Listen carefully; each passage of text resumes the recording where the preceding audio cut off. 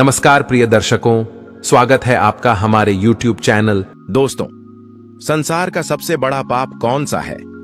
जानिए आज की इस महान कथा में भगवान श्री कृष्ण ने देवर्षि नारद को संसार के सबसे बड़े पाप के विषय में बताया है। किसी भी प्रकार का पुण्य कर्म इस पाप से मुक्ति नहीं दिला सकता। इस पाप से छुटकारा पाने के लिए कोई भी प्रायश्चित नहीं। तो चलिए आपको सुनाते हैं वह महान कथा।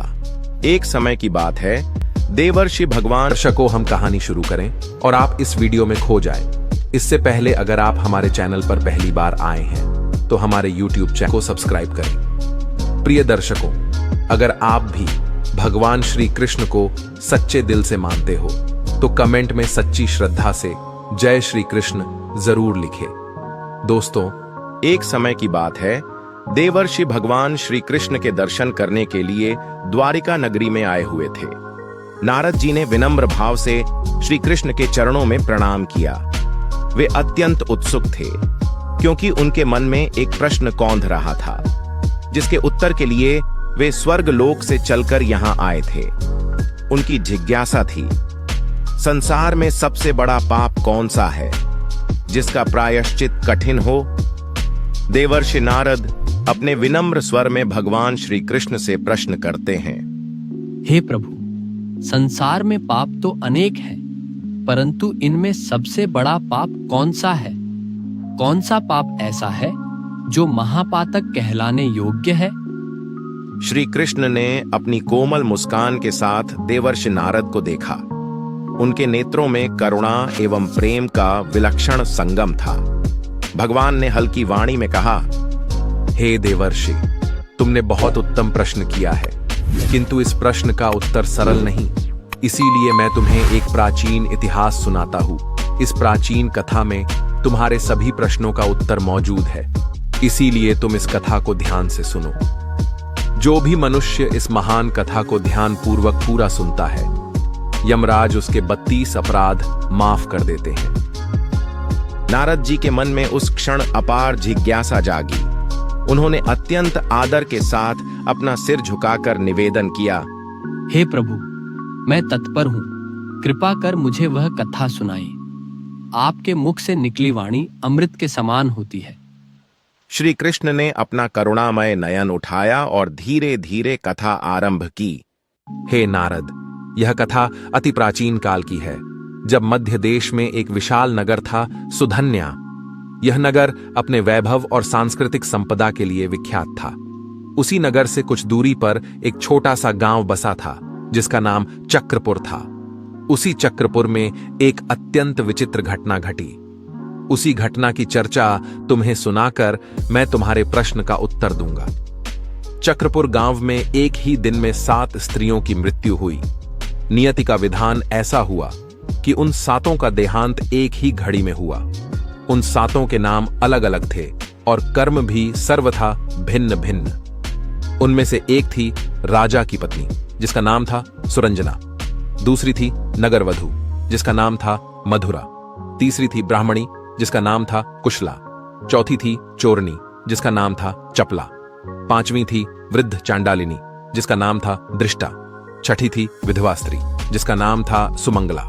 और 7वीं थी एक कुंवारी कन्या, जिसका नाम था कामिनी। जब उन 7 स्त्रियों की मृत्यु हुई तो उसी क्षण यमराज के दूत प्रकट हुए और उन 7 की आत्माओं को एक साथ आकाश मार्ग से यमलोक ले गए।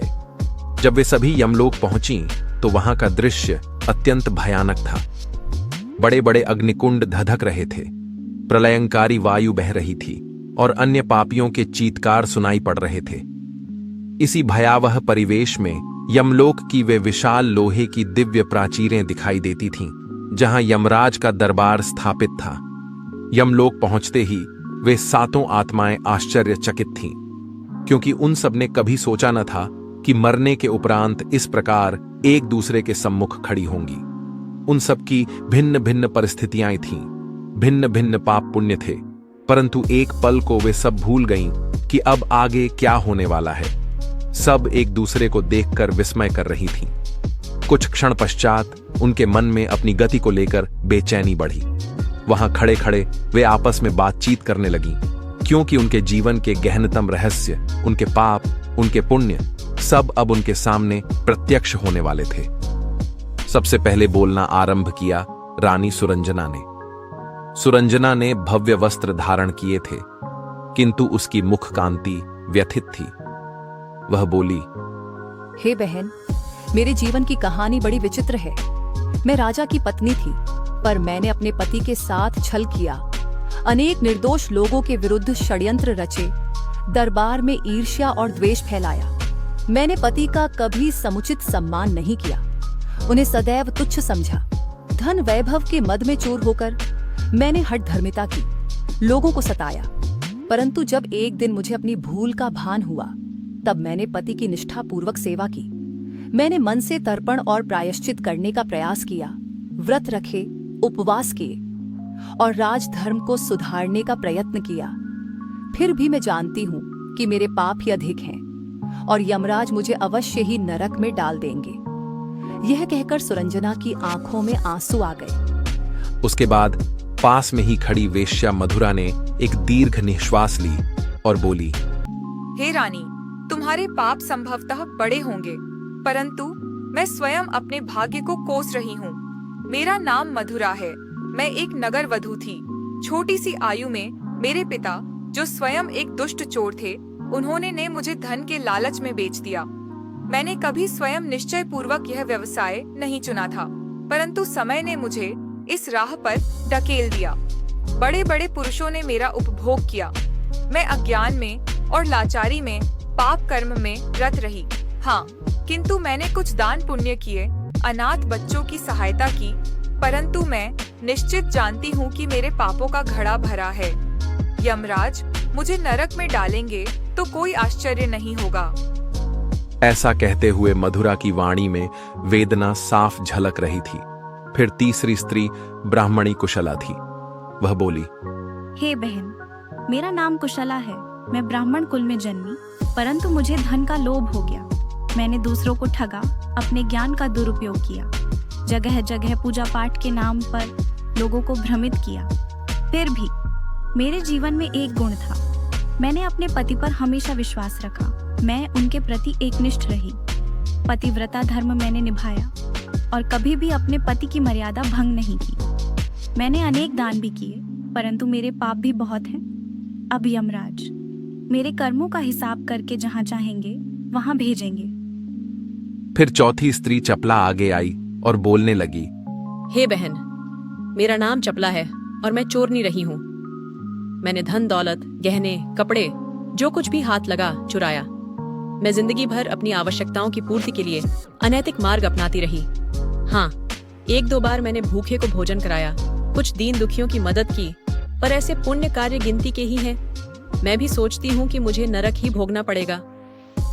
फिर पांचवी स्त्री वृद्ध चांडालिनी धृष्टा थी, जिसका शरीर जर्जर था।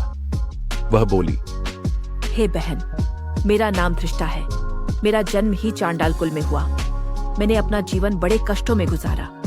मैंने अशुद्ध और अपवित्र काम किए, गो मांस तक खाया और तरह तरह के भयंकर कर्म किए। परंतु मैंने अपने जीवन के अंतिम दिनों में अनाथों की सेवा की, भूखों को अन्न बांटा। मुझे पता है कि मैंने अनेक पाप किए हैं, फिर भी क्या मुझे कोई छोटा सा पुण्य फल मिल पाएगा, यह यमराज जी ही जाने। छठी स्त्री थी सुमंगला, जो विधवा थी। उसने सिर झुकाकर कहा, हे बहन, मेरा नाम सुमंगला है। मैंने अनगिनत पाप किए हैं। पति की मृत्यु के बाद जब समाज में मेरा सम्मान घटने लगा, तब मैंने पराये पुरुष से संबंध स्थापित कर लिए। मेरे हृदय में उसे पति के रूप में स्वीकार किया और उससे विवाह भी कर लिया। समाज की नजर में यह बड़ा अपराध रहा होगा। मैं सोचती हूँ इससे बड़ा पाप कुछ न होगा। मैंने विवाहित जीवन का नियम तोड़ा, विधवा होते हुए भी दूसरे पुरुष के साथ गई। यह अक्षम्य है, किंतु मेरी दशा भी उस समय अत्यंत दयनीय थी। अब मैं स्वयं को सबसे बड़ी पापिन समझती हूँ और नरकगामी होना ही मेरा निश्चय है। इन 6 स्त्रियों की बात सुनकर वहां खड़ी 7वीं स्त्री थी कुंवारी कन्या, जिसका नाम था कामिनी। वह उनके सामने तनिक गर्व से खड़ी हुई थी। उसकी मुखाकृति में दुख का कोई विशेष भाव नहीं था, अपितु एक विचित्र संतुष्टि सी झलक रही थी। वह बोली, मैं तुम सब की बातें सुन रही हूँ। तुम सब ने जीवन में बड़े बड़े पाप किए। किसी ने अपने पति को धोखा दिया, किसी ने अनैतिक कार्य किए, किसी ने ब्राह्मण कुल में पैदा होकर भी लोभ पाप किया, किसी ने चोरी की, किसी ने अस्वच्छ आचरण किया, तो किसी ने पति की मृत्यु के बाद पराये पुरुष को पति बना लिया। परंतु मैंने ऐसा कुछ नहीं किया। मैं कुंवारी ही रही। मैंने सदैव ईश्वर भक्ति की, दान पुण्य किया, अविवाहित रहकर ही सेवा में मन लगाया। मैं सोचती हूँ कि मुझे नरक में क्यों भेजा जाएगा। यमराज जी अवश्य मेरे पुण्यों को देखकर मुझे स्वर्ग में स्थान देंगे। मेरे पापों के सामने तुम्हारे पाप बहुत बड़े हैं, अतः मुझे तो लगता है कि मैं स्वर्ग लोक की अधिकारी हूँ। ऐसा सुनकर बाकी 6 स्त्रियां उसे आश्चर्य से देखने लगीं, किंतु समय का पहिया आगे बढ़ चला था। वहां यमदूतों ने सूचना दी कि अब एक एक करके तुम सबको यमराज के समक्ष उपस्थित हो।